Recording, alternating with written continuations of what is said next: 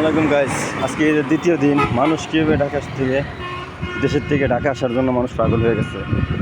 আর এই যে কালকের আগের দিন মানুষ কীভাবে যাওয়ার জন্য বাড়িতে এতটা পাগল হয়েছিল, আর এখন মানুষ ঢাকা ফেরার জন্য পাগল হয়েছে। গাড়ি সিরিয়াল বাই সিরিয়াল গাড়ি আছে। একটু দেখা যাচ্ছে, দেখেন দেশের অবস্থা একদম পুরা নিলিবিলি, খালি।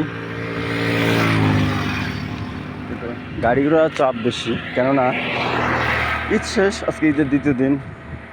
মানুষ যার যার গন্তব্যস্থান থেকে আসার জন্য পাগল হয়ে আসছে। এখন আবার ঢাকা ফিরবে। কালকের দিন পর আবার বৃহস্পতিবারে মানুষের ডিউটি, এই কারণে।